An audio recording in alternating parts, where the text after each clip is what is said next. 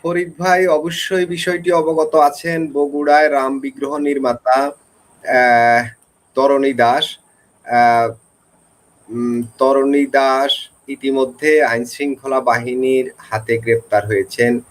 এ নিয়ে বিভিন্ন মহলে মিশ্র প্রতিক্রিয়া দেখা যাচ্ছে। তার বিরুদ্ধে অভিযোগ তিনি 9,35,00,000 টাকা মানি লন্ডারিং করেছেন। ফরিদ ভাই, এ বিষয়ে আপনার কাছ থেকে একটু আলোচনা চাইব যে হঠাৎ করে তরুণী দাসের গ্রেপ্তারের পিছনে কি কেবল এই ক্লু? ফরিদ ভাই। ধন্যবাদ আপনাকে। সেই সাথে আমাদের সাথে যুক্ত হয়েছেন মহামান্য আদম ব্যাপারী ইউনূসের প্রতিবেশী এবং মহামান্য পিনাকি ভট্টের প্রতিবেশী আমাদের সাথে ফ্রান্স থেকে যুক্ত হয়েছেন, তাকেও শুভেচ্ছা এবং সেই সাথে আপনার দর্শকদের আবারও সালাম, নমস্কার এবং শুভেচ্ছা। আপনি যেহেতু হরিদাস চন্দ্র তরণী দাস তাকে নিয়ে শুরু করেছেন বক্তব্য, বাংলাদেশে এখন সবচেয়ে বড় খবর এটা। এখন তারেক রহমানের চাইতে বেশি আলোচনায় যিনি এসেছেন, জামাতের সাদা শকুনের চাইতে বেশি যিনি আসছেন, তিনি হচ্ছেন মাত্র ইন্টারমিডিয়েট পাস এবং নিচু জাতের হিন্দু। সে নিজে বলেছে, আমি বলি নাই। অদ্ভুত ব্যাপার, একটা মূর্তির কত ক্ষমতা দেখেছেন। সারা জীবন মুসলিম পরিবারে জন্ম নেওয়ার ফলে আমরা জেনে এসেছি এবং বাস্তবিকও তাই দেখলাম যে মূর্তির কোনো ক্ষমতা নাই। কি মাটির মূর্তি, কি পাথরের মূর্তি, কি স্বর্ণের মূর্তি, কারো কোনো ক্ষমতা নাই। হীরার মূর্তি ক্ষমতা নাই। অবশ্য হীরা স্বর্ণের হলে একটু ক্ষমতা আছে, সেটা ভাঙে না, আরবরা সেটা নিয়ে চলে যায়, মুসলমানেরা সেটা আবার নেওয়া জায়েজ। বুঝতে পারছেন, ইসলামের ইতিহাসে দেখবেন যে সোনার মূর্তি তুলে নিয়ে যাওয়া জায়েজ, ওটা বলছে এটা দেশে ফেরত আনবা, কিন্তু মাটির মূর্তি ভেঙে আসবা, মন্দির ভেঙে আসবা, স্বর্ণের হলে নিয়ে যেতে হয়। যাই বুঝলাম যে একটা মাটির মূর্তির যে কত ক্ষমতা, তার সম্পূর্ণ নির্মাণ এখনো হয়েই সারে নেই। 81 ফুট নাকি 82 ফুট, বাপরে বাপ। পুরো বাংলাদেশে একজন ইন্টারমিডিয়েট পাস, একেবারেই নিচু জাতের হিন্দু, মানে আমার ভাষায় না, আমি পৃথিবীর কোনো মানুষকে নিচু জাত মনে করি না, আমার বক্তব্য না, এটা তার ভাষা। সে আমার সাক্ষাৎকারে বলেছিল, আমাকে ফোনে বলছে, দাদা আমি নিচু জাতের হিন্দু, তো কোনো হিন্দু আমাকে সহ্য করতে পারছে না। তো সেই নিচু জাতের হিন্দু কি একটা মূর্তির ক্ষমতা দেখেন। 95% মুসলমানের দেশে সে এখন সুপার ডুপার স্টার, শেষ সার্থক। সারা পৃথিবী তাকে এখন চেনে। সারা পৃথিবী ব্রাহ্মণ না চক্রবর্তী ফক্রবর্তী, এক চক্রবর্তী তো গরুর মাংস বিলে দুনিয়াতে পরিস্থিতি হইতে চেয়েছিল, বুঝতেছে না সে। কিন্তু এই দেখেন, একটা নিচু জাতের হিন্দু সারা দুনিয়াতে সেইভাবে পরিস্থিতি পেয়ে গেল। আর এটা বাংলাদেশ সরকারের। আমার তো তরণী দাসের উচিত যে তার আর একটা ওই কাশি মেরে এদের খাওয়ানো, যে এত উপকার তার করলো। কিন্তু পাশাপাশি এটাও বোঝা গেল একটা মূর্তির কত ক্ষমতা। আমি এখন থেকে বিশ্বাস কর, তরুণী দাস গ্রেপ্তারের পরে বুঝতে পারলাম যে মূর্তির ক্ষমতা আছে, এটা আমার এখন বিশ্বাস। তার উপর আবার রাম মূর্তি, তার ক্ষমতা আছে, এটা আমি আজকে থেকে বিশ্বাস করতেছি। নইলে আমরা তাকে নিয়ে কেন আলোচনা করব? আর আমরা তো দূরের কথা, সারা বাংলাদেশে এমন কোনো পত্রিকা, দুনিয়ার এমন কোনো মিডিয়া নাই যেখানে তার ছবি আসেনি। মানে তাকে বললামই তো যে সে তো সার্থক, সে তো, যারা তাকে বলে যে সে নাকি ব্যবসার জন্য এটা করেছিল, যে তারা তো ব্যবসার ব্যবস্থা তো করেই দিলেন, আপনারাই তো তাকে সুপারস্টার বানাই দিলেন। 1000 ফরিদ তো তার কাছে কিছু না, 1000 হায়দার তার কাছে কিছু, এমনকি সাকিব খান তার কাছে কিছু না। সাকিব খানের এমন কোন নিউজ আসে না এত পরিচালিত হয়, বাংলাদেশের কোনো নায়কেরই আসে না, কোনো নায়কেরই না। বলতে পারবে কেউ? আসবে না। আমার মনে হয় আপনারা তো কম বয়স না, এরকম প্রচার কোনোদিনই পৃথিবীতে আসে নাই। বাংলাদেশের এমন কোনো ইউটিউব চ্যানেল নাই যেখানে তাকে নিয়ে আলোচনা হচ্ছে না।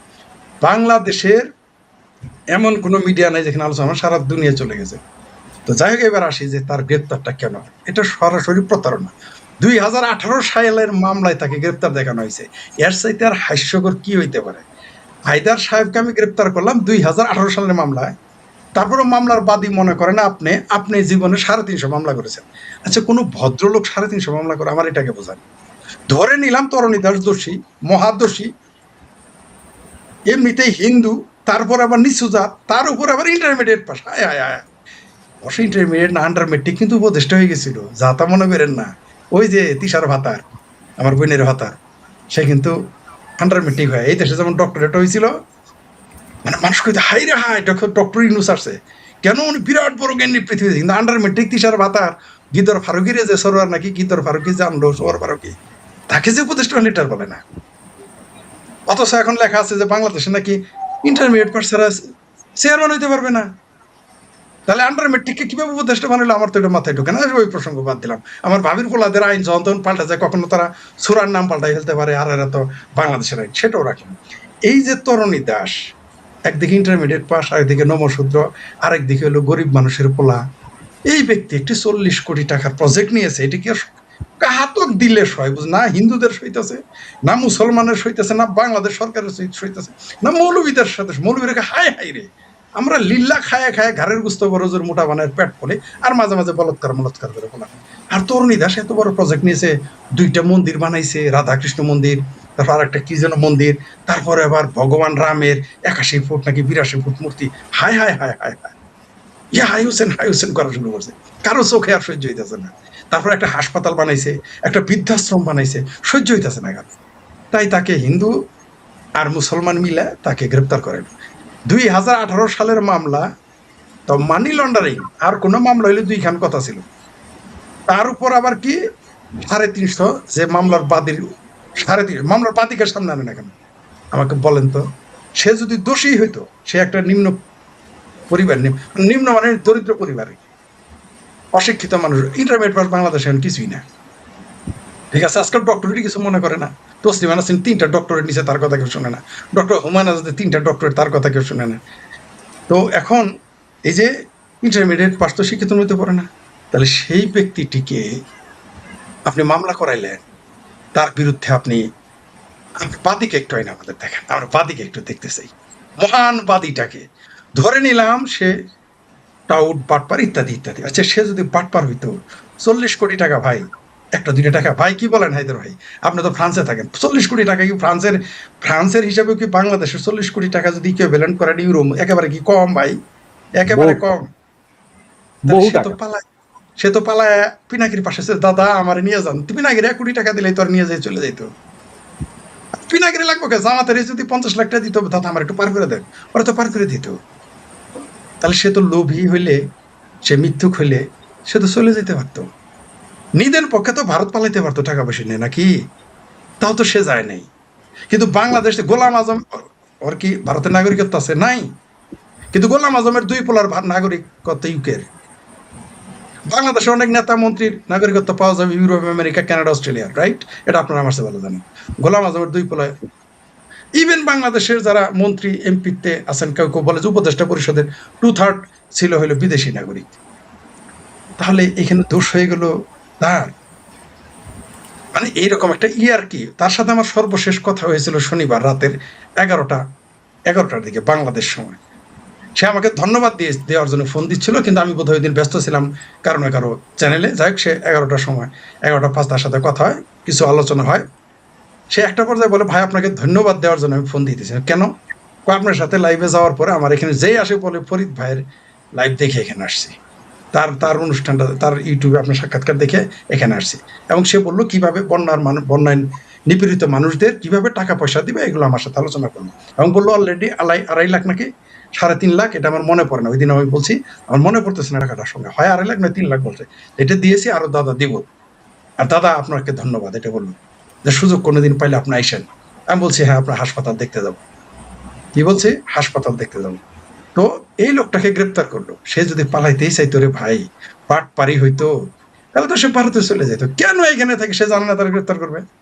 অবশ্য তার বিশ্বাস ছিল পুলিশ তাকে গ্রেপ্তার করবে না। আমি বলেছি দেখেন, কয় দাদা পুলিশ, আমি বলছি আপনাকে গ্রেপ্তার করবো, তবে আপনি পালায় যায় না, দরকারে গ্রেপ্তার হন।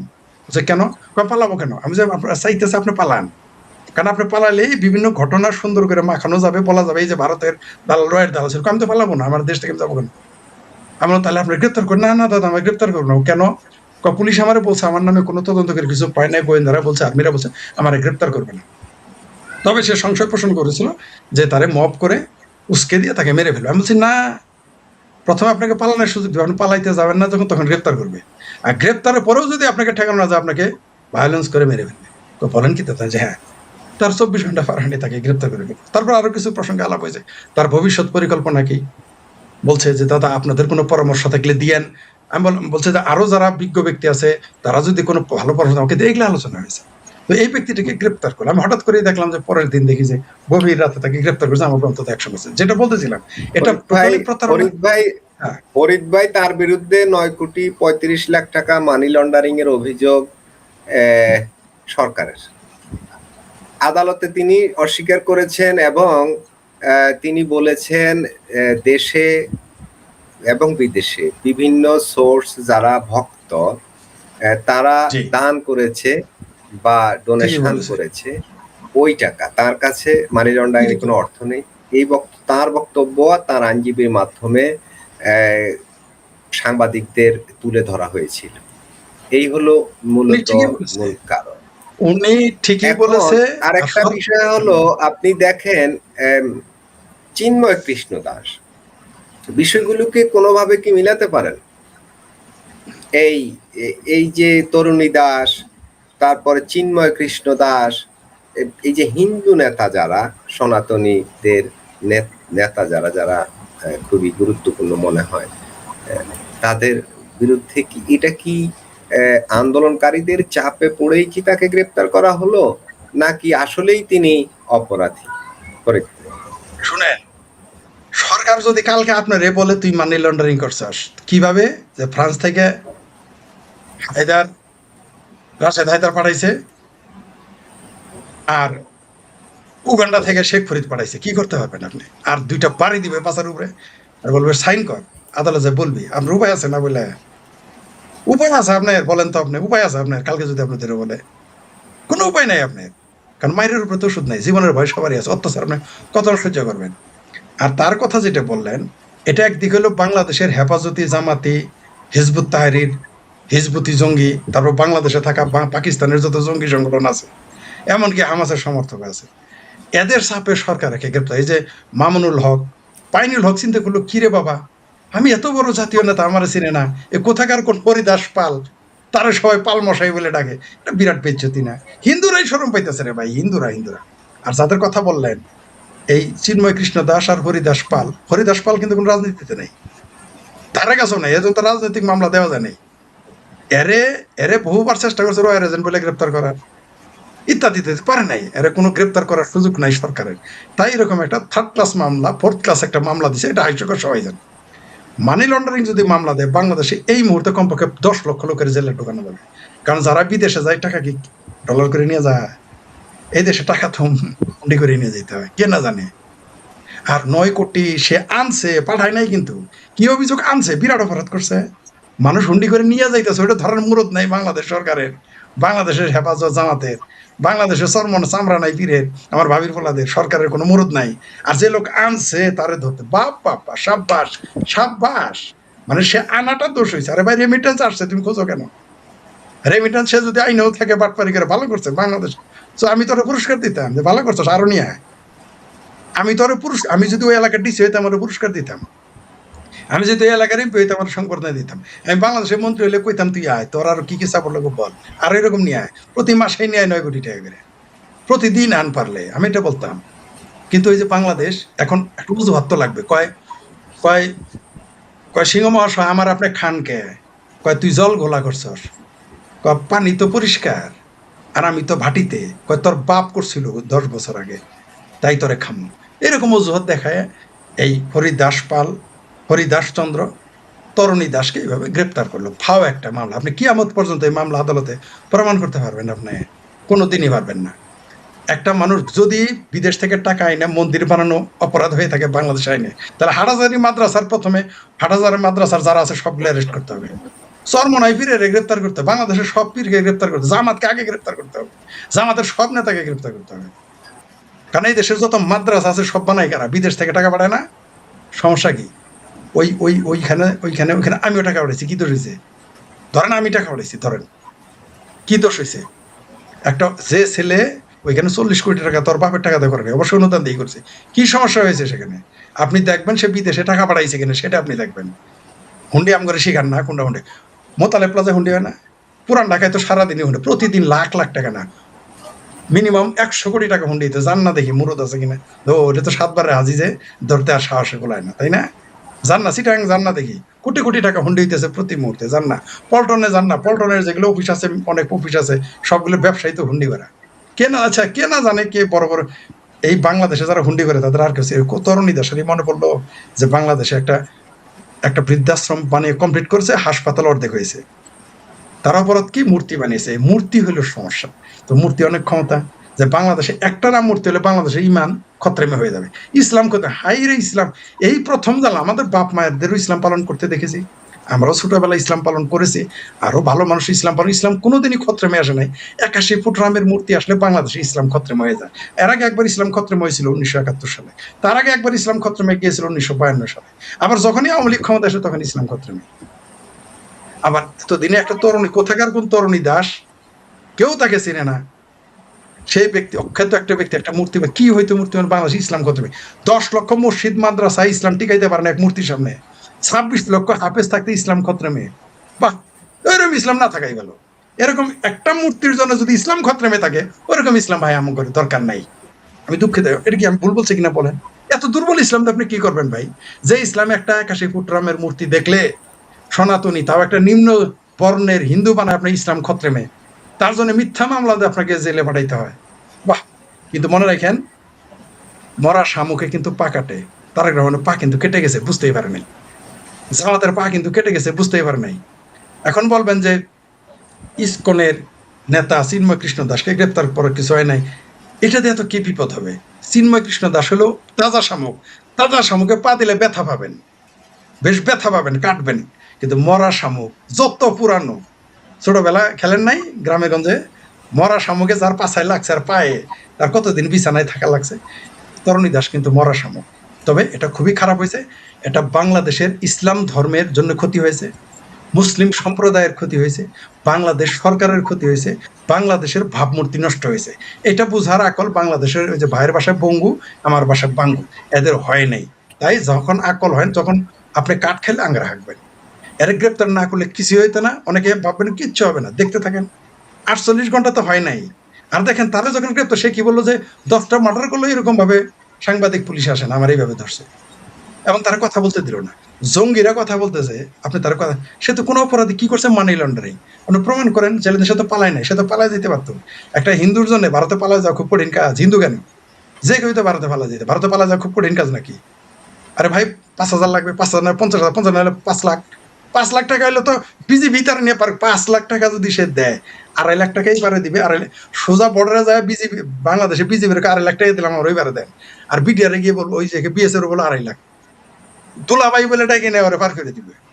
এটা কে না জানে ভাই? যারা এগুলো গেছেন জানেন না ভাই? এই যে গরু চুরেরা যে শত শত গরু চুরি করে আনতে পারে, গরু চুররা আসে যায়, আর যে তরুণীদের যাইতে পারতো না। এই মামলা একটা ফাত্রা মামলা, সরকারও ফাত্রা, এই মৌলবাদীরা তো ফাত্রামি করেই তারা চলে, এর তো কোনো কাজ নাই। বরং এটা করে কি করলো, বাংলাদেশ ইসলাম মুসলমান এবং সরকার, তথাকথিত মুসলিমের সরকার ভাবমূর্তি ক্ষুণ্ণ করলো।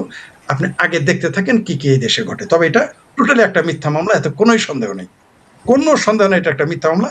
এটা একটা দিনের আলোর মতো পরিষ্কার। যার ন্যূনতম রাজনৈতিক অপকৌশলের কথা জানা সে বুঝতে পারে। জি, ধন্যবাদ। অনেক কথা বলে ফেললাম। আমি আগে পিনাকি আর জি ফরিদ ভাই, আমি কাসিজের হায়দার ভাই, তরণী দাসের সাথে আপনি কথা বলেছেন, আপনার সাথে আমিও, আমার এখানে কথা হয়েছে, ফরিদ ভাই ওখানেও কথা হয়েছে, আরো অনেকের সাথেই কথা হয়েছে। তাকে আমরা নানা ধরনের প্রশ্ন করেছিলাম তখন।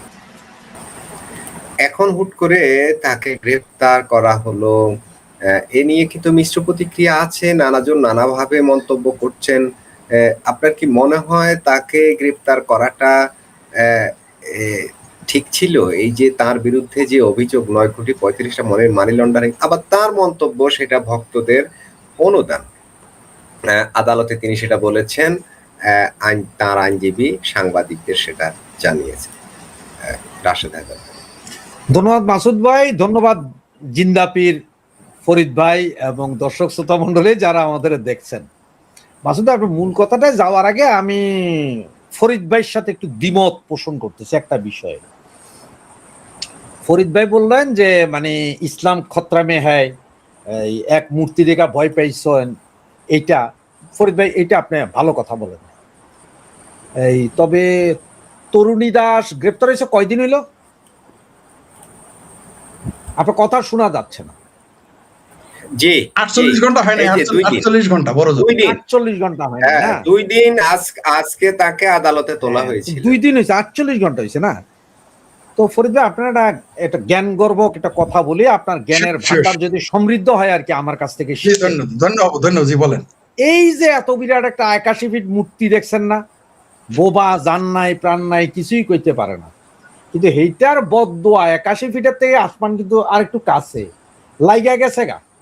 হে বদদোয়া দেখছেন, এই যে বন্যা শুরু হইছে, পানিতে পোলাপাইন পরীক্ষা দিতে পারে না, আজকে সারের বিরুদ্ধে চিকেন মুরগি কত আন্দোলন হয়ে গেল না, এগুলোই বুঝতে হবে যে ওই মূর্তির কিন্তু ডিরেক্ট কানেকশন উপরের লগে বদদোয়া। এটা তো জানতাম না।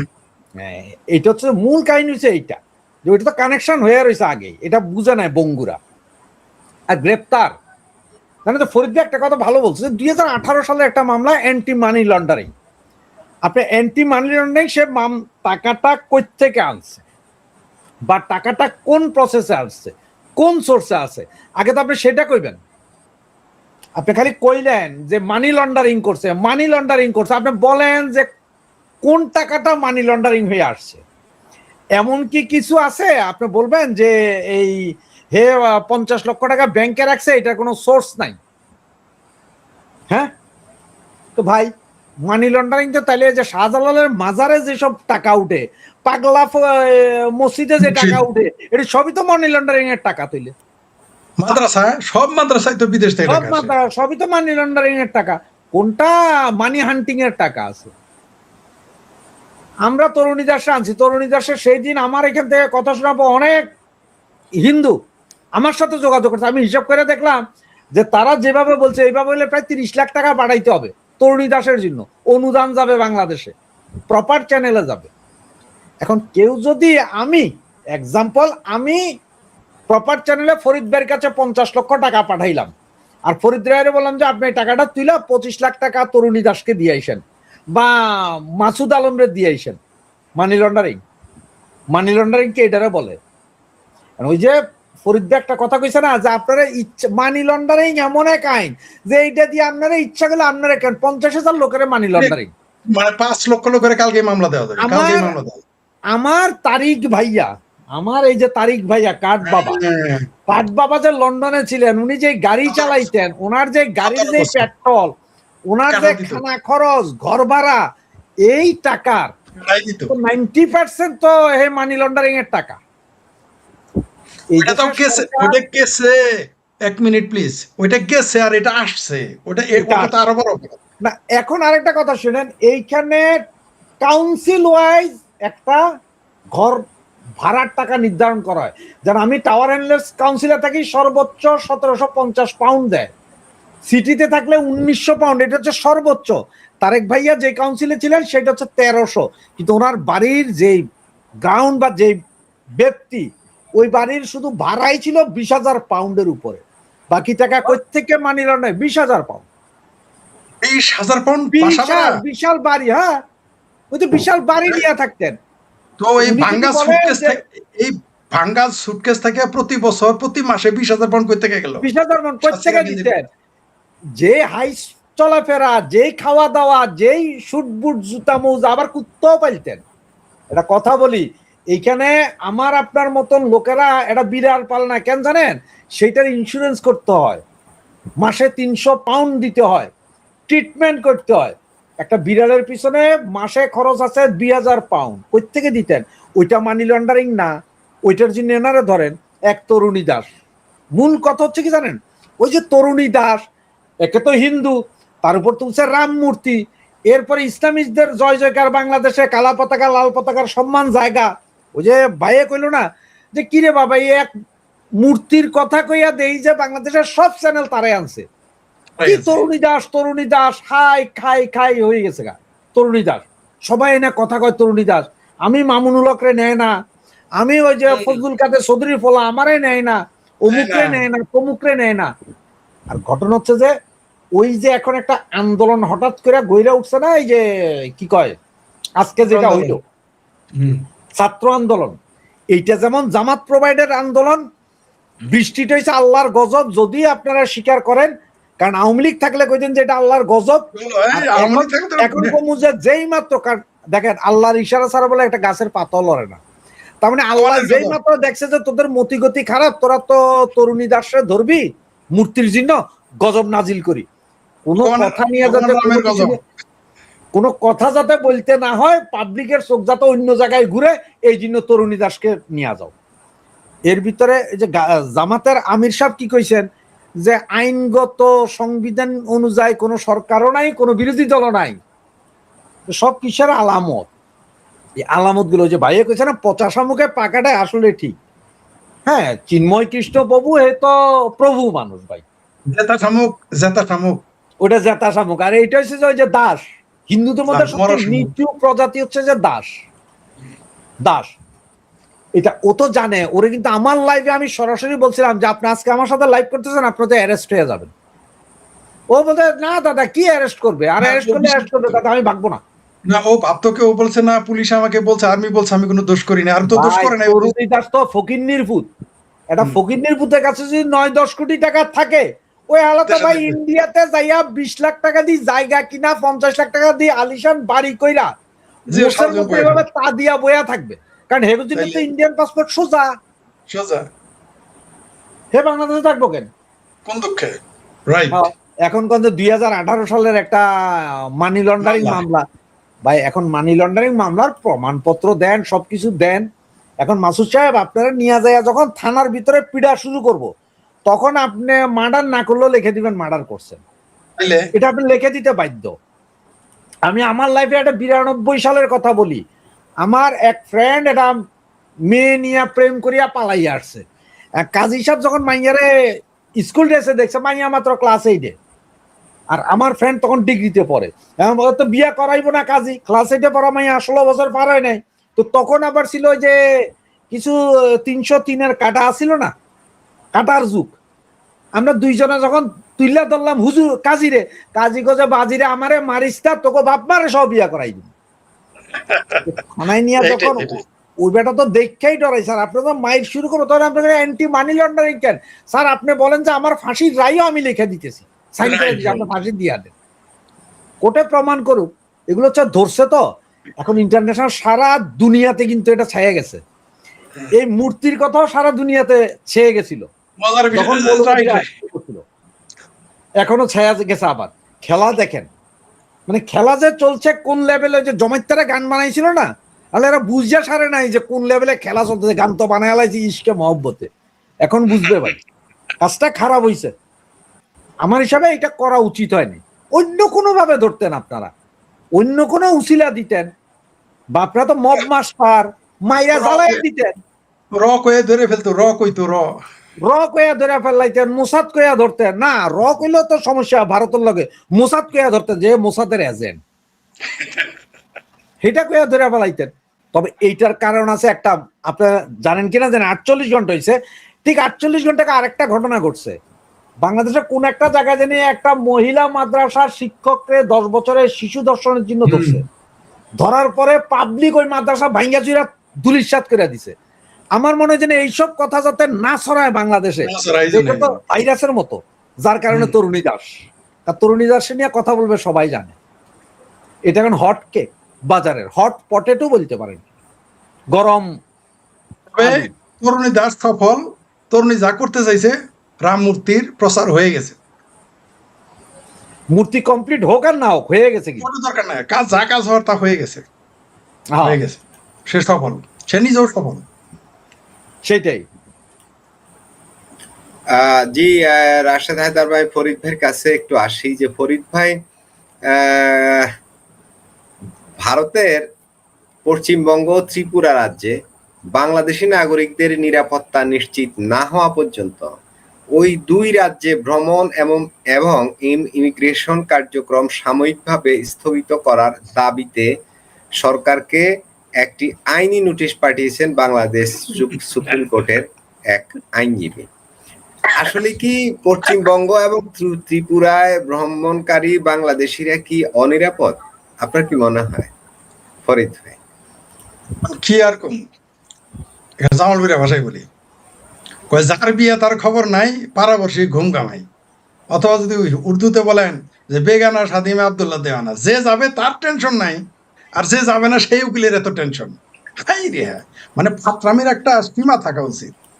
বাংলাদেশের মানে এরা তো আর ঠেকাইতে পারতেছে না, এরা এই যে ইন্ডিয়া বয়কট ঠেকাইতে পারলো না। হিন্দুর দেশ, গরুর মুদ খাওয়া দেশ, রাস্তায় পায়খানা করার দেশ, এটা বলার পরেও সেইখানে মানুষ কামলা দিতেও যায় 1 কোটি 1.5 কোটি লোক, আবার ভিসা করেও যায়। ভিসা না করে গেলে তো অস্বীকারই করতে হলে বাংলাদেশি সব ইন্ডিয়ান যাইতেছে। এদের দুর্ভাগ্য, এদের সবার পাসপোর্ট আছে। এমনকি দেখলাম জামাতের নেতা তার বউ সহ গিয়ে মানে খালি পায়ে ধরা বাদ রাখছে দীনেশ ত্রিবেদীর কাছে, আমাদের একটা ভিসা ভিক্ষা দেন, সদগা দেন, এইভাবে বলা হয়। এগুলো ঠেকাইতে পারে, এদের এত মরদ সেইখানে গিয়ে ভিসা সেন্টারে গিয়ে বলুক না মাইকিং করুক, তারা না এত মাইকিং করে, দিনে 5 বার আজানের সাথে মাইকিং করুক, ভারতের ভিসা নিও না, ভারতের ভিসা নিও না, ভারতের জন্য বললেই তো হয়। এত চিন্তা ওই ব্যক্তির, এত চিন্তা, বাংলাদেশের সরকারের চাইতে তার চিন্তা বেশি। তারপরে যারা যাবে এত টাকা খরচ করে, তাদের একটা স্লট, একটা ভিসা পাইতে না, ভিসার একটা স্লিপ পাইতে আপনিই বলেছিলেন 25,000 টাকা লাগে, আপনার চ্যানেলে দেখাইছিলেন। আমি বলেছিলাম 5-6 হাজার, আপনি বললেন না 25,000। একটা স্লট পাইতে 25,000, ভিসা পাইতে না। তাহলে সেই দেশে তারা যাবে, এত চিন্তা তারা লাগলো এই উকিলের। মানে এই উকিলের ভারত বিদ্বেষটা, হিন্দু বিদ্বেষ এই দেশের মজ্জাগত, ভারত বিদ্বেষ হিন্দু বিদ্বেষ এই দেশের মজ্জাগত। সোহেল রানার মতো নায়ক, একটা সর্বোচ্চ শিক্ষিত মানুষ, ঢাকা বিশ্ববিদ্যালয়ে বাস করা, আপনি জানেন সেও হিন্দুদের মালনে বাচ্চা বলে গালি দেয় প্রকাশ্যে টিভিতে এসে। এত বেহায় এই দেশের মানুষ, এত ভারত বিদ্বেষ। তিনি কিন্তু মুক্তিযোদ্ধাও, কিছুদিন জাতীয় পার্টি করেছেন, কিছুদিন বিএনপি করেছেন, কিছুদিন আওয়ামী লীগ করেছেন, আবার মুক্তিযোদ্ধাও। তিনিও আমারও প্রিয় নায়ক, আমার বাপের প্রিয় নায়ক, আমার মায়ের প্রিয় নায়ক। সেই ব্যক্তিও দেখেন উচ্চশিক্ষিত, সেও কিন্তু আবার ছাত্রলীগ করা, বলতে পারবেন না যে বিএনপি জামাত করে আসে। আবার জাসদ ছাত্রলীগ, খাঁটি ছাত্রলীগ করা, আবার জাসদ ছাত্রলীগও করতো, দাদা ভাইয়ের দল। ভারতকে গালি দিতে হবে, হিন্দু বিদ্বেষ থাকতে হবে। ওই উকিলেরও এরকম হিন্দু বিদ্বেষ ছিল, আছে এবং থাকবে, ওটা থেকে তারা করছে। আরে ভাই তুমি থামাও তারে, তুমি যা বলো এখানে আইসো না, বা উকিল নোটিশটা দেখ ভিসা সেন্টার বন্ধ করতে, তাহলেই তো হয়, তাহলেই তো হয়ে যায়। কিন্তু এটা ঠেকাইতে পারবে না, আপনি এগুলো বলে ঠেকাইতে পারবেন? ওই যে এখন নতুন ক্যান্সারের চিকিৎসা আবিষ্কার করে ফেলছে, একটা টিকা, একটা ইনজেকশন আবিষ্কার করে ফেলেছে ভারত। এখন তো আরো বেশি যাবে। আমি তো বলেছি আপনাকে, এত গালাগালি ভারতের দিয়েছেন, ভারতের যা ইচ্ছা তাই বলে গালি দিয়েছেন। এই দেশের হাঁপানি রোগী, ল্যাংরা, লুল্লা, তারপর ভাতে মরা লোক, রিক্সাওয়ালা, সাংবাদিক, বুদ্ধিজীবী, লেখক, উষ্টা খাওয়া রিটায়ার্ড আর্মি অফিসার, যারা আগে জেনারেলের কথা লেপারেট করতো, মেজরের কথা জেনারেলের কথা, তারপরে বাড়িতে আসেন কামের বুয়ার কথা লেপারেট করে, বড়জোর বউয়ের কথা লেপারেট করে, সেই সমস্ত আর্মি অফিসাররা ভারত দখল করতে চায়, মন চাইলেই ভারত দখল করে। এত যারা ভারত দখল করে, এত ক্ষমতা রাখে, সেই লোকের সাথে কেউ খারাপ ব্যবহার করবে, সাহস পাবে ভারত? এত চিন্তা কেন? আসলে ভারত বিদ্বেষ তাদের থাকবেই, এটা নতুন কিছু না। এটা বলে ভারত এত কিছুর পরে চুপ কেন? কারণ হলো তার ব্যবসা দরকার। আমাদের বাজেট নাকি 8 লক্ষ নাকি 9 লক্ষ কোটি টাকা, এবার মোটামুটি 5-6 লক্ষ কোটি টাকা 1 বছরে কামাবে। তো রাশেদ সাহেবের ওই দিন আপনার চ্যানেলে বলেছি, রাশেদ সাহেব আমার যতই গালি দেখ, তার ভাতিজা যদি আমার দোকানে এসে, আমার বাড়ায় এসে মাসে না সপ্তাহে 1 লাখ টাকা বিল করে, রাশেদ সাহেব অনেক গালি দেখ, সমস্যা কি? এই জন্য ভারত চুপচাপ আছে, এগুলো হাসতেছে। ভারতীয়রা না, ভারতীয়রাও হাসে, ভারতের সরকারেরাও হাসে। এদের সাথে যখন আমার কথা, আমার হাসি, এরা হাসবে, ভাই আপনাদের লোকজনের কি একটু আকল নাই যে ভারতের একটা প্রদেশ যদি বিদ্রোহ করে বাংলাদেশ টিকবে না, আপনারা ভারত দখল করতে চান? আমি বললাম ভাই আমি তো চাইনি ভাই, ভারত আমি দখল করতে চাইবো কেন? ভারত আমার বৃহত্তর প্রতিবেশী, আমরা মিলে ঝিলেই থাকতে চাই। কিছু পেয়ারা পাকিস্তান, ওটা তো আজ নতুন না, তারা 71-এ পরাজিত হয়েছে, মুক্তিযোদ্ধাদের সাথে নেংটি মারা, ল্যাঙ্গট পরা, গেঞ্জি আলা, গামছা আলা লোকদের কাছে বেজ্জতি হয়েছে তাদের পাখি বাপেরা। তার উপর আবার হিন্দুদের কাছে বেজ্জতি হয়েছে। 2 বছর প্রায় ভারতে জেল খেটেছে 93,000 সৈন্য। এইগুলো বেজ্জতি তারা সহ্য করতে পারে না এখনো, তাই ভারত বিরোধিতা করে দুধের স্বাদ ঘোলে মিঠা, এখন কি করবে? তখন তারা আমার কথা শুনে আবার আসে। তো আপনি যেটা বললেন, যারা এগুলো উকিল নোটিশ দিয়েছে, এরা মেন্টালি সিক, এরা মানসিকভাবে অসুস্থ, এরা মানসিকভাবে অসুস্থ। বরং আমরা উল্টো দেখেছি যে পাকিস্তানিরা এসে বাংলাদেশে ঢাকা বিশ্ববিদ্যালয় চত্বরে উন্না মেরেছে, উষ্টা মেরেছে, সেই ব্যাপারে তো উকিল নোটিশ দিতে দেখলাম না উকিল সাহেবের। ও পাকিস্তানি আপা উষ্টা মারছে, তো পাকিস্তানি আপা উষ্টা মারলে খুব ভালো লাগে, আর ভারত সুবিধা দিলেও ভালো লাগে না, কারণ যত দোষ নন্দ ঘোষ। কারণ উপকারী গাছের নাকি খাল থাকে না, ভারতের দশা হয়েছে তাই। তবে যদি কোনোদিন ভারত বাইকে বসে, মানে জামালপুরের ভাষায় বলি, একটু যদি বেঁকে বসে বা বাইকে যায়, তাহলে কিন্তু বাংলাদেশের কপালে খুব শনি আছে। তাহলে কিন্তু মৌলবীদের গর্দানের গোস্ত উঠে দুম্বার মতো এটা কমে যাবে, এমনি কমতেছে। আওয়ামী লীগ যাওয়ার পরে কিন্তু মৌলবীদের দিকে তাকান, সব মৌলবীর ওজন গোস্ত আপনি মাইপে দেখেন, বিশ্বাস হয় না আমার কথা, তাদের চেহারা দেখেন, সবারই গালের গোস্ত কমছে। শুধু আমার 6টা ভাবির পোলা আছে না, ওই যারা কি ন্যাশনাল কটকটি, ওদের পেটের গোস্ত, পিঠের গোস্ত, গর্দানের গোস্ত, মৌলবীদের কিন্তু গোস্ত কমা শুরু হয়েছে, কারণ আগের মতো দাওয়াত নাই, আগের মতো আর খাওয়া নাই। একটু অবশ্য মৌলবীদের একটা সুবিধা হয়েছে, বলৎকার করতে পারে বেশি বাচ্চাদের, কারণ ওটা নিয়ে কেউ কথা বলে না ভয়ে, এটা তাদের হয়েছে। কিন্তু খাবার দাবার পয়সা পাওয়া কিন্তু কমে গেছে। তো ওইরকম এই ভারত যেদিন বেঁকে বসবে বাংলাদেশের মানুষ দেখবেন কেমন মজাটা লাগে। তবে আমার রাশেদ ভাইয়ের কথা ভালো লাগলো যে আমরা আগে আল্লাহর গজবের কথা শুনছি, এবার ভগবান রামের মূর্তির গজব শুরু হয়েছে, বাংলাদেশে বন্যা শুরু হয়ে গেছে। ধন্যবাদ। জি ফরিদ ভাই, রাশেদ হায়দার ভাই, রাশেদ হায়দার ভাই, পশ্চিমবঙ্গ ভারতে এখানে একটা বিষয় সোশ্যাল মিডিয়ায় যে আলাপ আলোচনা, তাতে একটা জিনিস ফুটে ওঠে, সেটা হচ্ছে পশ্চিমবঙ্গেও বাংলাদেশের মানুষের প্রতি রাগ ক্ষোভ প্রচন্ড রূপে কিন্তু আছে। কারণ এখানে ভারত বিরোধী যেসব বক্তব্য বিভিন্ন সময় আমরা দিয়েছি, সেখানে কিন্তু উত্তেজনা তৈরি হয়েছে। শুধু এখানকার এই ভারত বিরোধী ইজমকে কাজে লাগিয়ে পশ্চিমবঙ্গে একটা সরকারের পতন পর্যন্ত হয়ে গেছে। সেটাকে ওরা পলিটিক্যালি সেখানে ব্যবহার করেছে, এমন কথা বিশ্লেষকরা বলছেন। বিষয়টাকে খুব হালকাভাবে তো আমরা নিই না, যে আসলেই কি সেখানে বাংলাদেশিদের ভিজিটর যারা সেখানে যায় চিকিৎসার জন্য কিংবা ঘুরতে যায়, তাদের কি নিরাপত্তার শঙ্কা আছে, এমন কি আপনার মনে হয়? আপনি তো খোঁজ খবর রাখেন, অনেকের সাথে কথা বলেন ভারতের। রাশেদ হায়দার মাসুদ ভাই, সর্বপ্রথম আপনি একটা কথা বুঝেন যে আমি বাংলাদেশি। এইখানেও যখন বাংলাদেশিদের বিভিন্ন আকাম কুকাম গুলা করা দেখি, তখন আমি কিন্তু জাতপাত তুইলা গালি দিই। কিন্তু যখন এইখানকার কেউ এগুলা নিয়ে আমার সাথে উচ্চবাচ্য করতে আসে, তখন কিন্তু আমারও কষ্ট লাগে, আমিও কিন্তু ফাইটিং এ চলে যাই। তখন আমি স্বীকার করি না যে আমরাই করি এগুলা, চুরি ডাকাতি স্যাঁচরামি আমরা করি, এগুলো আমরা স্বীকার করি না, কিন্তু নিজেরা বলি, আলোচনা করি, নিজেরা ইয়ে করি। তো ঠিক তেমনই ভারতের মধ্যে আছে না ভাই, আপনি ওদের গালাগালি করবেন, লুঙ্গি তুইলা আপনার এই বিপদ সীমার উপরে লুঙ্গি তুইলা আপনি দেখাইবেন, আপনি সবকিছু করবেন, তাদের দেশটারে ভাঙতে চাইবেন, তারা খেপবে না ভাই। সবাই কি আপনার সুশীল মনে করেন আপনি, যে সবাই কবে যে দূর বাদ দে থাক, এরা কইছে এরা পাগল, এরা বাচ্চা না ভাই? দুই চারজন আছে না ক্যারেক মাথার দুই চারজন আছে না, যারা থাবড়াই সবরাই দিতে পারে। আবার এখন এমন লোক ওই ভারতে এখন পর্যন্ত, এই যে গেছে তো এখন পর্যন্ত মনে হয় 30-35 হাজার ঢুকছে ভারতে। আপনি কয়টা অকারেন্স শুনছেন এখন পর্যন্ত? 30,000 তো ভিসা নিয়ে গেছে। হ্যাঁ, দুই একটা হয়তো আগামীতে আরো দুই একটা হইতে পারে, কিন্তু কাদের বিরুদ্ধে হবে জানেন? ঠিক ওইটা হয়েছে, যেগুলো ধরাই দেওয়া হবে যে এগুলাই ভারত বিদ্বেষী করছে, এগুলাই দেখো ওই যে ফেসবুক চালাইছে এতদিন, ফেসবুকে এই লেখছে এরকম। আমেরিকা একটা প্রস্তাব করছে, দেখছেন তো, সব বন্ধ করে দিছে। মানে তাদের যেদিন ভিসার অ্যাপ্লাই করবে সেদিন থেকে 5 বছর আগের তাদের সোশ্যাল মিডিয়ার কর্মকাণ্ড দেখাইতে হবে।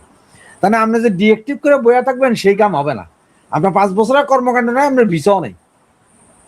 তো ঠিক এখন ভারতের মধ্যে দুই একটা টুকটাক হইতে পারে, সেটা হইলে সেটা কি খুব একটা দোষের কিছু? আর এইটা নিয়ে যদি আপনারা এত চিন্তা করেন, তো ইয়েতে কি আফ্রিকাতে প্রতিদিন 2-4 জন বাঙালির দোকান লুটাইতেছে আর মরতেছে কুত্তার মতো, এরপরও জান কেন এই দেশে? এই যে অল্প কয়দিন আগে দাঙ্গা হয়ে গেছে, বাঙালি করে পিটে রাস্তাতে বাইর করছে, ঠিক আছে না? এই 2 দিন আগে আপনাকে তখন ভিডিও, আপনার আগের যে সফটওয়্যার ছিল সেখানে আপনাকে ভিডিও দেওয়া যাইতো, এখন তো ভিডিও দিতে পারি না, আপনি দেখতে পারতেন। সেখানে 2 জন মোল্লা বাইতুল মোকাররমে দাঁড়ায় কইতেছে ভারতের সাথে ব্যবসা বাণিজ্য বন্ধ করো, পাকিস্তানের সাথে করতে হবে, ওদের কোনো কিছু খাওয়া যাবে না, ওদের দিকে তাকানো যাবে না। মানে এরপরে তো ওদের মহিলা বেটিদের নিয়ে যা ইচ্ছা তাই টিভিতে প্রচারিত এগুলা। আরেক মোল্লানা তো কইছে কোপায়া মাইরা বলাও হিন্দু। ভাই কতক্ষণ সহ্য করবে? সহ্যের সীমা পারে যদি 2-1 জন যদি কইরা বসে, সেটার আপনারা কি বলবেন?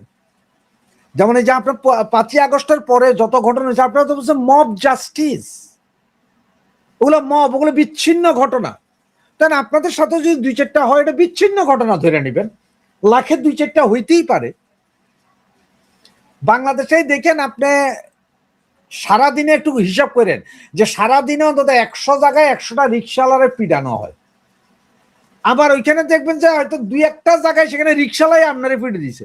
তো ওইটা হচ্ছে বিচ্ছিন্ন ঘটনা, ওইটা নিয়ে আপনি মনে করেন যে ওইটাই ঘটনা। ওই যে আমার ফরিদ ভাই কইলো ভারত ব্যবসা বুঝে, আর এরা তো ব্যবসায়ী, যত হিন্দু যারা আছে এরা সব বড় বড় ব্যবসায়ী, বাংলাদেশের যত বড় ব্যবসায়ী ছিল সব হিন্দুরা ছিল।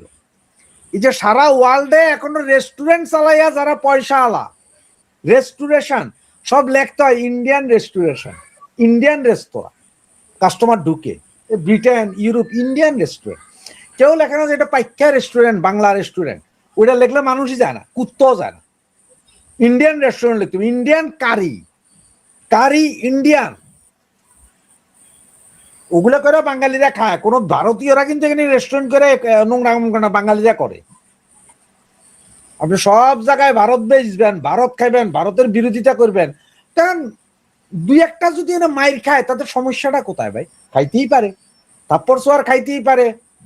আপনারাও এক সময় চাইছিলেন না এখানে, বাংলাদেশে হয়েছে না, হিন্দু কইয়াই আপনারা মাইরা আগুনে জ্বলাইয়া দিচ্ছেন না, হিন্দু বেলা তরুণী দাসে ঢুকাই রাখছেন না, হিন্দু বেলা চিন্ময় কৃষ্ণরে ঢুকাই রাখছেন না, চট্টগ্রাম শহরে হিন্দুদের সম্পত্তি এই মুহূর্তে দখল করতেছেন না আপনারা, বিভিন্ন জায়গায় হিন্দু সম্পত্তি দখলের উৎসবে মাইতা উঠছেন না, বাড়িঘর ভাঙতেছেন না, আগুন জ্বালাইতেছেন না, তো ওখানে গেলে দুই একজন খাইবেন, অসুবিধা কি?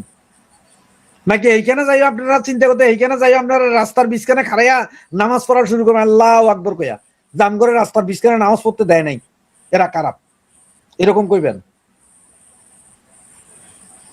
কোনটা কইবেন? হইতেই পারে আপনার চরিত্রের দোষে আপনি ওখানে মাইর খেতে পারেন, কিন্তু ভারতের সিকিউরিটির অভাব থাকলে না, আরো লাখ লাখ দেশের লোক আছে, তাদের কিছু হয় না কেন, খালি আপনার হয় কেন? এখন আপনি শেষ একটা কথা বললে আপনারা ইয়েটা শেষ করতেছি। ফরিদ ভাই 4 মেয়ে, এখন 4 মেয়ের মধ্যে একটা বিয়া দিছে মাসুদ সাহেবের কাছে, একটা বিয়া দিছে রাশেদ সাহেবের কাছে, একটা বিয়া দিছে ওই খুররম খার কাছে, আরেকটা বিয়া দিছে আসমত আলীর কাছে। এখন 4 মেয়েই প্রতিদিন মাইর খায়, পরে এখন বিচারে বইলো, এখন চেয়ারম্যান কইলো যে ফরিদ সাহেব কিছু দেখেন এই জামাই এগুলা সবগুলা সৌদি থেকে সবাই আমার মাইয়াদের মারে, তো চেয়ারম্যান জি গেল এরা কি সব আপন ভাই? কয়ে আপন ভাই না। তাইলে কয় এক একটা তো এক এক ডিস্ট্রিক্টের, কেউ কারো চিনো না। কত আপনার কবলে কি সব জামাই খারাপ পড়ছে? কয়ে না হলে আমার মাইয়া মারে কেমনে? আসলে আপনি আগে একটু চিন্তা করেন, ফরিদ সাহেব আপনার মাইয়া খারাপ, আপনার মাসুদ ভাই মনে টেনশনে আছে, চিন্তা করতেছে কি বলবে ফরিদ ভাই। তার বোধহয় নেটওয়ার্কের সমস্যা হয়ে গেছে, তাই আমরাই আলোচনা করি। এবার আমি যে মাসুদ ভাই মনে হয় আসছে, মাসুদ ভাই শুনতে পাচ্ছেন? জি রাশেদ হায়দার ভাই, আমরাও শেষের দিকে চলে আসছি। আমি ফরিদ ভাইয়ের কাছে একটু যেতে চাই যে ফরিদ ভাই, বাংলাদেশে প্রায় 10-12 দিন থেকে প্রবল বৃষ্টি বেশিরভাগ জেলাতে, এর মধ্যে তো চট্টগ্রাম সিলেট সহ অনেক উত্তরবঙ্গেরও কোথাও কোথাও বন্যা হয়ে গেছে। চট্টগ্রাম সিটির ভিতরে জলাবদ্ধতা তৈরি হয়ে গেছে, বন্যার মতো অবস্থা, মানুষ নৌকা দিয়ে চলাচল করে। ঢাকার ভিতরে এমন ঘটনা ঘটে গেছে, ছাত্রছাত্রীরা নৌকায় ভেলায় করে তারা যাইয়া পরীক্ষা দিতে হইতেছে, কি এক ভয়াবহ অবস্থা। সরকার পরীক্ষার ওই বিষয়গুলো স্থগিত করবার উচিত ছিল, কিন্তু তারা সেটা করেনি। এখন মাধ্যমিকের ছাত্রছাত্রীরা রাস্তায় নেমে তারা আমাদের শিক্ষামন্ত্রীর পদত্যাগ দাবি করছেন, তারা আলটিমেটামও দিয়েছেন, আর না হলে কিন্তু তারা কঠোর আন্দোলনে নামবে। এখন আমার প্রশ্ন হলো, সরকার কেন এই দুর্যোগকালীন সময়ও পরীক্ষা চালিয়ে যাচ্ছে? অতীতে কখনো তো আমরা এমনটা দেখিনি। ফরিদ ভাই। ধন্যবাদ আপনাকে।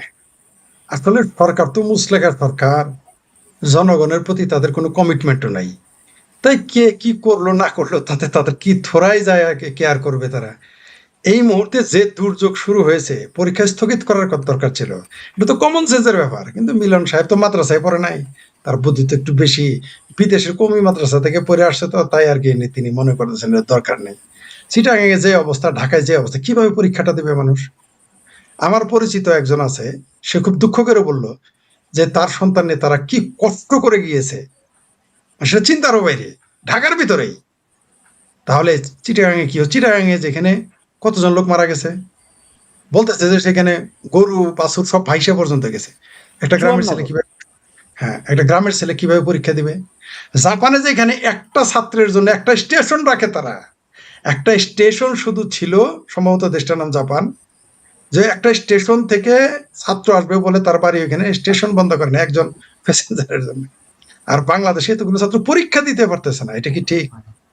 অনেকে তো এমনি তো 36% নাকি 35% পরীক্ষা দেয় না, তার উপরে এই দুর্যোগ। এই মুহূর্তে অবশ্যই পরীক্ষা স্থগিত করার কথা ছিল। আমার মনে হয় যদি শিক্ষামন্ত্রী যদি অশিক্ষিত হইতো তাহলেও করতো, কারণ দেশপ্রেম ছিল। এই জন্য অনেকেই বলে যে শিক্ষিত লোক ছাড়া দেশ চলে না, এটা ঠাড়া পড়া মিথ্যা কথা। ঠাড়া পড়া মিথ্যা কথা, মিলন সাহেব তা প্রমাণ করে দিয়েছে, ইউনুস তা প্রমাণ করে দিয়েছে, ওই যে খুরশিদারা প্রমাণ করে দিয়েছে, খরিদ আক্তাররা প্রমাণ করে দিয়েছে যে শিক্ষিত লোকগুলো দেশ চলে না। শিক্ষিত লোক মানে ওগুলো আর বড় বাটপার বদমাশ প্রমাণ হয়ে গেছে। অর্থে আমাদের গম সোর্স চেয়ারম্যানও যদি এবার মন্ত্রী থাকতো, সে পরীক্ষা স্থগিত করতো, কারণ তাকে জনগণের কাছে কৈফিয়ত দিতে হয়, জনগণের সামনে যেতে হয়। কারণ এরা তো ক্ষমতায় তো চাইতেই পারতো না, ঝড়ে পোক মরে ক্ষমতায় আসছে, এদের সাথে তো জনগণের সম্পর্ক নাই, ভোটে তো এমপি হয় নাই। ভোটে যদি এমপি হইতো তাহলে গুরুত্ব থাকতো, একটা জনগণের প্রবলেম হলে তার দায়ভার তাকে নিতে হতো। তো তারা তো, এটা কি বলবো আর, আমি বুঝে উঠতে পারি না যে কোন আক্কেলে এখনো পরীক্ষা নিল এই দুর্যোগ ব্যবস্থা, দুর্যোগের ভিতরে। এটা কি সম্ভব? একটা ছাত্র কিভাবে পরীক্ষা দেবে? একটা ছাত্র কিভাবে পরীক্ষা দেবে? তার মেন্টাল প্রিপারেশনটা কি? তার ঘর ভেসে গেছে আগের দিন, বা সে মনে করেন প্রস্তুতি নিছে, সে যখন রাস্তায় যাচ্ছে তার জামা কাপড় ভেজা, এমনকি তারা সাঁতার জানে না। ঢাকা শহরে কয়জন পোলাপান সাঁতার, আজকাল চিটাগাঙে থাকলেও সাঁতার জানে না বাচ্চারা, সাঁতার জানে না, আমি জানি। গ্রামে বাস করে সাঁতার জানে না। আর আমরা তো মোটামুটি বলতে গেলে হাঁসের বাচ্চার মতো, আমরা মাটি থেকে আমরা জন্মে সাঁতার শিখে গেছি, কারণ জন্মার পরে তো পানির গাবলার মধ্যে চুবাইছে। এখনকার বাচ্চারা তো চুবায় না, এদের রাখে হলো আইসিইউতে। আমাদের কই চুবাইতো পানির মধ্যে, গরম পানিতে চুবাইছে। ওইটা শুধু আমাদের বেলা না, যত বড় লোক আর ধনী থাকুক আর যাই থাকুক, চৌধুরী থাকুক আর দাস থাকুক, আমাদের কি করতো? গরম পানির মধ্যে কুসুম কুসুম গরম পানি গাবলার মধ্যে চুবাইতো হাঁসের বাচ্চার মতো। তখন আমাদের সাথে গাবলার, অবশ্যই আপনার মনে, আপনার দাদা দাদি, আপনার নানা, আমার নানি তো আমার গাবলার মধ্যে চুবাইতো, আমি এগুলো শুনছি, আমি হাসি। বুঝতে পারছেন? পানিতে সারাদিন পানিতে থাকতাম।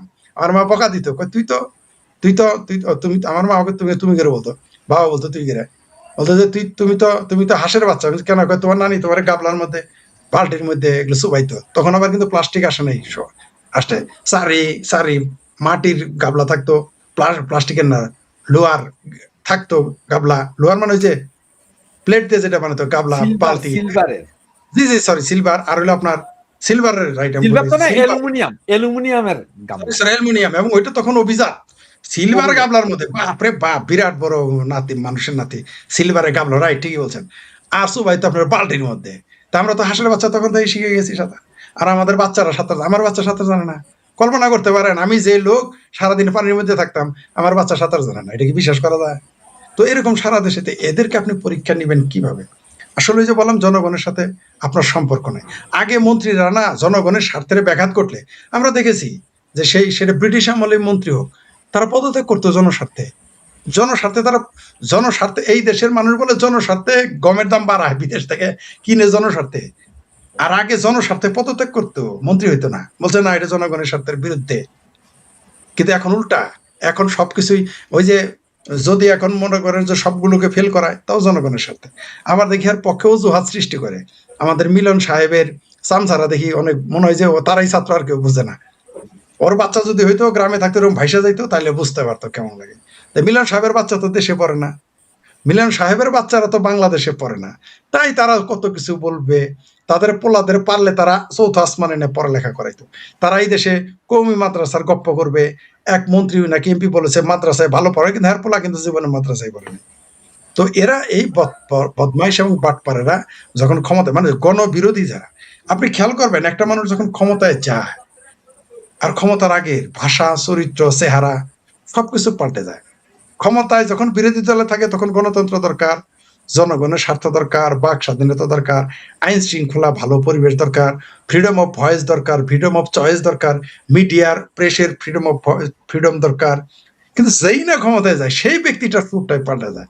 তখন সে, আচ্ছা এই মুহূর্তে যদি পরীক্ষাটা বন্ধ করতো কি ক্ষতি হইতো? কারণ এক সপ্তাহ পরে এগুলো চলে যাবে, বা 15 দিন পরীক্ষা আবার নেন আপনি, সমস্যাটা কোথায়? কিন্তু না, কারণ আমি করতেই হবে। সমস্যা সৃষ্টি করতেই হবে। আসলে যে কোন কালে যেন মানে বুদ্ধি নাশে, মানে যখন কেউ ধ্বংস হয়ে যায় তখন তার বুদ্ধি নাশ হয়ে যায়। তো এরা তো 16 ডিসেম্বরের মধ্যে মাশাল্লাহ গাট্টি বুসকা বান্ধার সময় হয়ে গেছে, তো কিছু ভুল করতে হবে না, কিছু ভুল তো করতে হবে। এই জন্য পোলা পানো দেখলাম আগে তো বাচ্চারা ধর দাদার বয়সী তারা নিয়ে গান বানিয়েছে মিলন হবে কত দিনে, এখন দেখি গালি দিতেছে ভুয়া ভুয়া। ওই কোন নিউজিল্যান্ডের ওই কি ভাইকিংদের মতো পেটাইতে বলছে ভুয়া ভুয়া। তো এগুলো তাদের কপালে শনি আছে। এখন মর্দ তো মর্দের হাতেই মরবে, মর্দরা তো আওয়ামী লীগ। তো জি ফরিদ বলেন। ভাই, আমি আপনার অনুমতি নিয়ে যদি একটা মিনিট একটু Please. বলি আপনারে। বলেন বলেন আসলে আমার মনে হয় না আপনি মুসলমান। জি রাশেদ হায়দার ভাই আপনি বলুন এই বিষয়ে আমার- বলুন, আমরা শেষ করে আমার দেব। আমার মোজ মনে দেখো- হয় না, জি আমার ফরিদ মনে ভাই হয় কি না আরো কেন- কথা আছে? আরে না, না, মোজ আমার- থাকলেই তো মুসলমান। মোজ আমি আর থাকলে ফরিদ ভাই এখন কথা বলবো, মাসুদ ভাই আপনি শুনেন, আমার মনে হয় না এই ভদ্রলোক মুসলমান।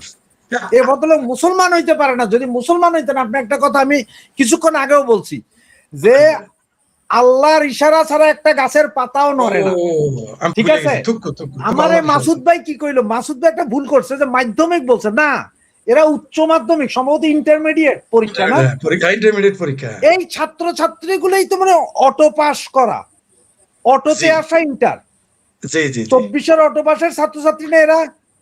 হ্যাঁ হ্যাঁ। একটা কথা আপনারা যদি মনে করেন, আমি জানি না, কথা মিলন ভাইয়ের পক্ষে গেলে আমার কিছু করার নেই। ঘটনা হচ্ছে যে এই ছাত্র ছাত্রীরা তাদের শিক্ষকদেরকে জুতা পিটা কইরা, জুতার মালা গলায় দিয়া কি ঠিক। চরম অপমান করছিল। 40 জনে নাকি একজন বুজুর্গ লোক থাকে। তো একটা মাস্টারের বদ্ধ যদি যায় আল্লাহর কাছে পড়ে, তো ফরিদ ভাই আজকে কেন পরীক্ষা যদি আরো 3 মাস পরও না এগো, সেই দিনেই বন্যা বাদল হবে। কারণ এদের উপরে তো খোদার গজব আছে। এইটাকে ভগবানের গজব শুরু হয়েছে, তার উপর আবার ভগবানের গজব শুরু হয়েছে, তার উপর আবার রামবাইয়ের গজব আছে, গজব শুরু হয়ে গেছে। গজব শুরু হয়েছে। আপনার বুঝতে হবে, মানে না, না, তাহলে এই জুন জুলাই মাসে এরকম বৃষ্টি হইতে দেখছেন আপনি কখনো? না না না না। এই ধরনের বৃষ্টি আপনি জাস্ট একটু 2024-এ জানতো এই জুন জুলাই যদি এই বৃষ্টি হইতো তাহলে আন্দোলন হইতো। এপ্রিলে হয়, এপ্রিলে সাধারণত এরকম হয়। জুন জুলাইতে বৃষ্টি হলে আন্দোলনটা হইতো কিনা? না, হ্যাঁ, তো আপনার বুঝেন না, এগুলো সব আল্লাহর গজব। রাইট, আল্লাহর গজব। আমি এত বড় মুস রাখার পরও মুসলমান বুঝতে পারি না। একটা জিনিস চিন্তা করে দেখেন তো, যে একজন শিক্ষক তিনি, তো তাদের গজব আপনাদের উপর পড়বে না? আপনাদের শিক্ষা জীবন তো আসলে এমনিই ধ্বংস হয়েছে। এখন আপনার যতই কম যে এটা মিলেনিয়ার দোষ, ওই বৃষ্টি পড়ছে নালার দোষ, না না না না না, এটা প্রকৃতির অভিশাপ আপনাদের উপরে, আল্লাহর গজব। যে এই জেনারেশন পৃথিবীর কোথাও যায় টিকবে না, এটা লিখে নেন। এই জেনারেশন কোথাও যায় টিকবে না, এটার উপর আল্লাহর গজব আছে, লানত আছে খোদার। যদি আপনি মুসলমান হয়ে থাকেন আপনি এটা বিশ্বাস করবেন, হিন্দু হন, বৌদ্ধ হন, খ্রিস্টান হন, কেউ যদি মনে করেন যে একজনের ক্ষতি করলে সেটা ফিরে আসবে, তাহলে এই ছাত্রছাত্রীদের উপরে খোদার লানত আছে আপনাদের উপরে, যার কারণে আপনাদের উন্নতি হইতেছে না কোনো রকম, কোনো না কোনো ভাবে কোনো না কোনো বিপদ আইতেছে। এখন আমরা চিল্লিয়া লাভ কি? ওই বেটা মিলন, এখন নামটা হয়েছে মিলন। মিলন তো খুব খারাপ শব্দ না ফরিদ ভাই? কইয়া পয়সা ফার্মের মুরগি, বেচারার নামটাই তো খারাপ। তো সে খারাপ কথা 2-4টা কইছে, এটাকে আপনারা আবার ভিতর দিয়ে অন্য কিছু মনে করলো তো কিছু করার নাই নাকি ফরিদ ভাই? আমার কথা শেষ হয়েছে ফরিদ ভাই, এবার আপনি বলতে পারেন আপনার মতামত। জি মাসুদ ভাই বলেন। জি ফরিদ ভাইয়ের বক্তব্য শেষ করবেন, জি ক্লোজিং দিবেন। জি আমি ভুলে গেছি কি যেন বলতেছিলাম, মনে হয় এইচএসসি পরীক্ষার বিষয়টা নিয়ে খুবই জনগুরুত্বপূর্ণ বিষয়, যেটা এখন বন্যা, বহু জেলায় ছাত্ররা পরীক্ষা কেন্দ্রে যেতে পারছে না, অনেক জায়গায় পরীক্ষা কেন্দ্র পরিবর্তন পর্যন্ত করছে কিন্তু পরীক্ষা স্থগিত করছে না। এবং তাদেরকে পুলিশ বেধড়ক পিটিয়েছে। শুনেন কত বড় ফাত্রামি হইলে এটা শিক্ষামন্ত্রী করতেছে, লোকটাকে আমি ভদ্র মনে করতাম, ঠিক আছে, কিন্তু কত বড় ফাত্রামি যে শিক্ষা কেন্দ্র পরিবর্তন করে তার পরীক্ষা তার নিতেই হবে। এতই তার পরীক্ষার শখ, মানে এতই তার শখ, মনে হয় যে এটা মাগরিবের নামাজ, যদি কাজা হয়ে যায় আর পড়া যাবো না, বিষয়টা এরকম মনে করতেছে। মানে দেশের আইন, দেশের নিয়ম, দেশের শৃঙ্খলা যে মানুষের জন্য, মানুষ তো দেশের জন্য নয়, মানুষ তো আইন শৃঙ্খলার জন্য নয়, মানুষ তো নিয়মের জন্য নয়, মানুষের জন্যই নিয়ম করা হয়, মানুষের ফায়দায়, লাভে, মানুষের সুবিধার জন্য নিয়ম করা হয়। কিন্তু আমাদের মিলন সাহেব মানে বুঝতে পারছে, বললামই তো, সে যদি একটা অশিক্ষিত লোক হইতো সে বলতো না রে বাবা পরীক্ষা আমি তোমাদের পিছিয়ে দিলাম, কি বলো, জরুরি বৈঠক ডাকতো, জরুরি বৈঠক ডেকে তিনি প্রধানমন্ত্রীকে বলে দিতেন যে আমরা প্রধানমন্ত্রীকে জানিয়ে তিনি বলতেন পরীক্ষা স্থগিত করা হইলো, যখন দুর্যোগপূর্ণ পরিবেশ মুক্ত হবে তোমরা ঠান্ডা মাথায় পরীক্ষা দিবা, বাস লেটা চোখে যায়। কিন্তু আমাদের মন্ত্রী মহাশয় অত্যন্ত উচ্চ শিক্ষিত লোক, তার সন্তান বিদেশে পড়ে, বুঝলেন এই ব্যাপারটা, তার তো এই দেশের সাধারণ আমার আপনার সন্তানের চিন্তা তো তার নাই। যদি অন্তত হায়দার ভাইয়ের ছেলে মেয়ে হইতে একটা কথা ছিল এরা ফ্রান্সে থাকে, কিন্তু আমাদের ছেলে মেয়েরা তো বাংলাদেশে, এদের নিয়ে চিন্তা করার তো কোনো দরকার নেই, কারণ তিনি তো এই দেশের জনগণের দ্বারা নির্বাচিত না। জনগণের দ্বারা নির্বাচিত হইলে প্রধানমন্ত্রী কেন, আপনি কার কথা কি বলতেছেন? আপনি মিলন সাহেবের কথা বলতেছেন? আমাদের জাতীয় ভাইয়া 17 বছর লন্ডন থেকেও তার আকল হইল না, বিলেতে নাকি সবচেয়ে জ্ঞান। আমরা বিলেতে থাকলে 17 বছরে তো অন্তত 1700 বই পড়ে আসতাম, কমসে কম না পড়লেও, আর সর্বনিম্ন। কিন্তু আমাদের জাতীয় ভাইয়া বিলাই পুষতে গিয়ে ব্যস্ত ছিলেন, তারপরে 20,000 পাউন্ড নাকি দিতে হয়, সেগুলো দিতে তিনি ব্যস্ত ছিলেন, ব্যবসা বাণিজ্যে ব্যস্ত ছিলেন, দেশ সম্পর্কে বুঝতে পারেন নাই। তিনি বোধহয় মনে করতেছেন বাংলাদেশটা লন্ডন হয়ে গেছে, শিক্ষামন্ত্রীটা অন্যায় করেছেন। একটা মন্ত্রী এটা করতে পারে না। আর প্রধানমন্ত্রী বা কি করে? প্রধানমন্ত্রী তার নিজস্ব ক্ষমতা রয়েছে না, তার তো নিজস্ব ক্ষমতা বল রয়েছে। প্রধানমন্ত্রীকে ফোন করে বলতে পারত, তার মানে তো দেশ নিয়ে কারো চিন্তা নাই, প্রধানমন্ত্রী দেশ নিয়ে তো চিন্তা নাই, তার কথা আমার ক্ষমতা যতদিন যেভাবে পারি থাকতে পারি। তার উপর শেখ হাসিনা ঘোষণা করেছেন, জননেত্রী শেখ হাসিনা, যে ডিসেম্বর আসতেছে, উনি বোধহয় ওগুলো নিয়ে ব্যস্ত আছে আর কি, খুব সম্ভবত। আর ওয়াকার সাহেব তো সেনাবাহিনীর বোধহয় বন্দুক ধার দিতেছে, বেনাপোলে যাবো, আর ট্যাঙ্ক কামান নিয়ে বিমান বাহিনী নেই এয়ারপোর্টে যাবো ঠেকাইতে, ওইদিকে ব্যস্ত আছে। তাদের তো দেশ নিয়ে এখন চিন্তা করার খবর নাই, এখন আর তাদের চিন্তা করার সময় নাই। আর জামাতের যে সাদা শকুন আছে, সে তো হাফ প্যান্ট পরে মোটামুটি ত্রাণ বিলানের একটা মহা সুযোগ পেয়েছে। আর আমার ভাবির পোলারও আরেক সুযোগ পেয়েছিল যে এইবারও কিছু টাকা পয়সা কামাবে, কিন্তু পাবলিক তো এবার অনুদান দিতেছে না। আমি শেখ ফরিদ বললেও পাবলিক অনুদান দিবে, কিন্তু ভাবির পোলাদের কথা আর নেড়া বেলতলায় আর যাবে না। ওই 12 কোটি টাকা কুমিল্লার দান, রাজপন্থ হিসাব দেয় নাই। তারপরে 1200 কোটি টাকার ফান্ড ইউনুসের কোম্পানি মেরে গেছে, ইউনুস গং, পাবলিক তো বুঝে ফেলেছে, কেউ টাকা দিতেছে না, দিবেও না, না দেওয়াটাই স্বাভাবিক, কারণ এই বাটপারদের চিনে ফেলেছে। তবে প্রধানমন্ত্রী উচিত ছিল তার শিক্ষামন্ত্রীকে নির্দেশ দেওয়া যে মিলন সাহেব আবার মিলন হবে, দরকার হয় মিলন হবে, কতদিনে জানি না, কিন্তু ফরিদ ভাই আরেকটু মজার একটা অ্যাড করে দিই আপনাকে। আমাদের প্রধানমন্ত্রী বরিশাল সফর করেছে, যেখানে বন্যা হচ্ছে চট্টগ্রামে, সিলেট সহ বিভিন্ন জেলায়। তিনি তো যাওয়ার কথা সেদিকে, কিন্তু তিনি গেলেন বরিশালে। ব্যাপারটা আপনার কাছে কি কেমন এলোমেলো মনে হয় না? আমার মনে হয় উনি সাঁতার জানে না, এই ভয়ে উনি যাইতেছে না। আবার বরিশালও যাইতো না যদি পদ্মা ব্রিজ না থাকতো, ঠিক আছে? কোনো কারণে যদি হেলিকপ্টার মিস হয়, পানির উপর ব্রিজ আছে, আর সমস্যা নাই তো। যদি ওখানে জানতো যে হেলিকপ্টার ছাড়া যদি যাওয়া লাগতো, তাহলে যাইতো না বরিশাল। উনি তখন বরিশালেই যাবেন, কারণ যেখানে কাম নাই খই বাঁচতে হবে না, ওইখানে গেলে তো জবাব দিতে হবে জনগণের কাছে। আমি বুঝে উঠতে পারি না, চিটাগাঁয়ে কোনো এমপি মন্ত্রী নাই? যে সমস্ত এলাকা বন্যা হয়েছে, এমপিরা কি শিক্ষামন্ত্রী ফোন করতে পারে না? আকল নাই একজন এমপির, ওই সমস্ত অঞ্চলে এমপি নাই। ফরিদ ভাই এটা কি বললেন? চিটাং এর এমপি আছে না, যে শাহজাহান চৌধুরী জামাতের, যে বলছে যে সূর্য বাবা, যে আমার নির্দেশে সূর্য উঠে, আমার নির্দেশে সূর্য ডুবে, উনি চাইলে তো ভাই বন্যা বন্ধ করে দিতে পারছে।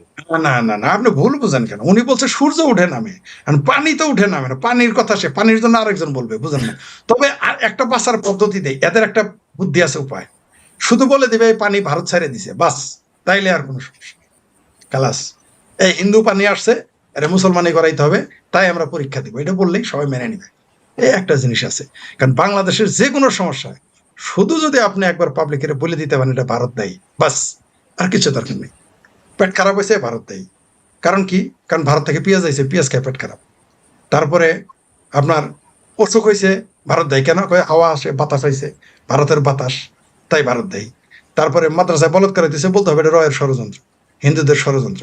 মসজিদের জুতা চুরি হওয়ার পরে আমি এক জায়গায় গিয়েছিলাম, ময়মনসিংহ, মসজিদে জুতা চুরি হয়েছে, আলাপ হইতেছে, দেখি এক মুরব্বী বলতেছে, কয়েকলা না এনজিওরা করায়, এনজিওরা টাকা দিয়ে, এনজিওরা টাকা দিয়ে বলে মসজিদে জুতা চুরি করায় যাতে মুসলমানের বদনাম হয়। আমি বাহ, কি সুন্দর যুক্তি!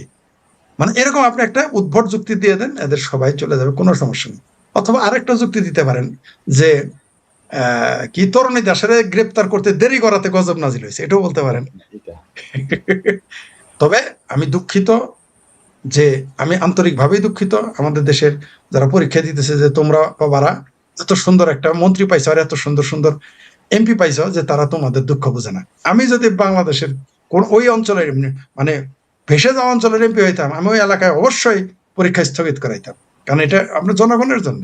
আর এমপির বলতে হবে কেন? শিক্ষামন্ত্রীর চোখে দেখে না, না না, প্রধানমন্ত্রীর চোখে দেখে না? এই বাবাদেরকেই 2 বছর আগে আব্বা ডাকিয়া নামানো হয়েছিল রাস্তায়, আর তারা আজকে রাস্তায় নামার পরে ছাত্র দলের নেতা বলতেছে এরা টিকটকার এবং নেশাখোর। ও আগে নেশা করছিল ফার্মের না? মুরগি, ও, আগে তো ছিল। মন্ত্রী ফার্মের আরেক নেতাই তো মুরগি একদম ভিডিও লাইভে ওরা এসে তো স্লোগান দিছে, মানে আমি তুমি কি বুঝে উঠতে পারি নাই, আমি ফার্মের বুঝে উঠতে পারি মুরগি, নাই। ফার্মের মুরগি। আজকে আমার পরীক্ষা ছিল তো বুঝে উঠতে পারি নাই। মানে মানে ফার্মের মুরগি বলছে মন্ত্রী ছাত্রদের, হ্যাঁ, কি বলেন?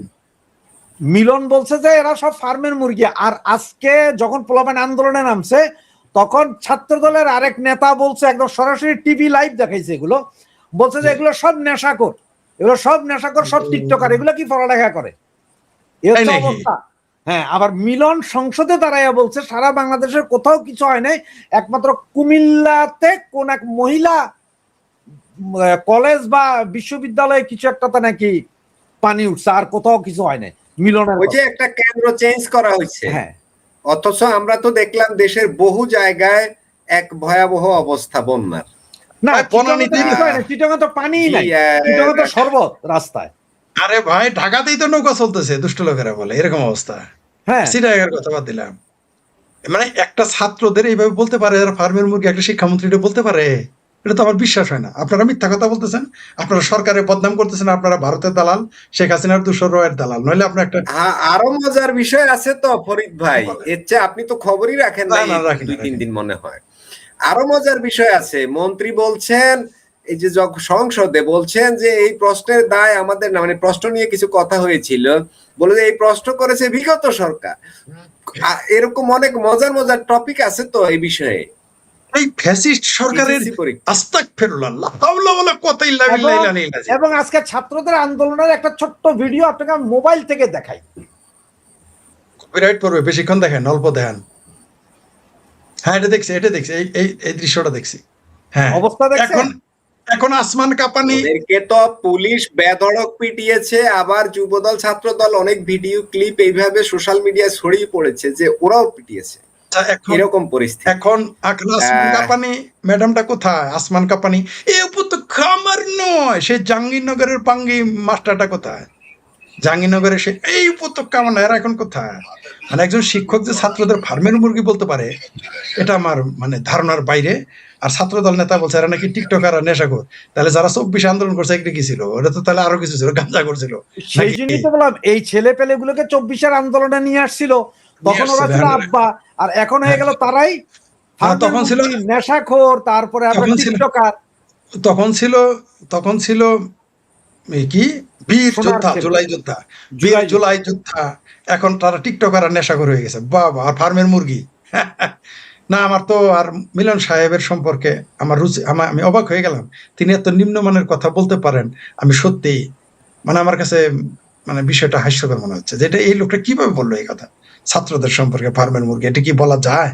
তাও একটা মন্ত্রীর মুখে। এটা টিকটকার, এইবার বুঝতে পারছি আসলে ছাত্রদল নেতা ভুল বলেছে। বলা উচিত ছিল যে সংসদের মন্ত্রীরা, এমপিরা এখন টিকটকার, এটা বললে ভালো হইতো। ফার্মের মুরগি এটা বললে ভালো হইতো, বলে বোধহয় এটা বলে ছাত্রদল নেতা বোধহয় একটু ভুল করে ফেলছে মনে, অথবা আপনারা ভুল শুনছেন। না না, ছাত্র দলের আরেক নেতা তো এমন বলছে যে এখন আর আমরা ছাত্রলীগ না যে সহ্য করব, শেখ হাসিনা নাই, ঘরে যা, শেখ হাসিনা নাই, থাকলে বুঝতি কি জিনিস আন্দোলন। তার মানে বোঝা গেল যে সে ছাত্রলীগ সহ্য করতে, এরা করবে না। না, হ্যাঁ, এই ধরনের ভিডিও আছে এখন ভাইরাল। ভালো কথা। এই জন্যই আমি কিন্তু বলেছি যে শেখ হাসিনা যেদিন ঘোষণা দিয়ে ডেট দিয়ে আসবেন, আমি বলেছিলাম যে ওইখানে যে লক্ষ লক্ষ মানুষ হবে তার 25% কিন্তু এই জুলাই সন্ত্রাসীরাও থাকবে। কেন? কারণ তারা বুঝতে পারছে যে তারা কি ঠেলাটা খেয়েছে, অর্থাৎ শুকে খাইতে ভূতা খেলেছে, এরা বুঝতে পারছে। তো আমার মনে হয় আপনি যেটা বললেন এটাই সত্যি হবে। এই পোলাপান দেখবেন শেখ হাসিনাকে ওয়েলকাম জানানোর জন্য। বিমানবন্দরে থাকবে বা যশোর রোডে গিয়ে এরা দাঁড়িয়ে থাকবে। তো এগুলো তো কিছু করতে হবে, 6 মাস তো মাঝখানে তো আরো 4-5 মাস আছে, কত কিছু ঘটবে।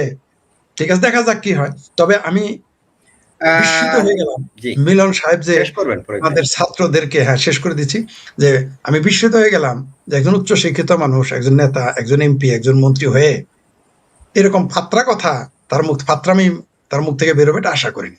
আপনি ছাত্রদের ক্ষমা চাইতে হবে, পদত্যাগ তো করবেনই না, কারণ বাংলাদেশের তো এমপি মন্ত্রীরা এই সভ্যতা শিখে নাই যে পদত্যাগ করতে হয়, এটা যে একটা সভ্যতা, ভদ্রতা, সব ভব্যতা, এই জ্ঞান তো তাদের নাই। তো অন্তত তার ক্ষমা চাওয়া উচিত যে ছাত্রদের তিনি ফার্মের মুরগি বলেছেন, ইট শুড নট।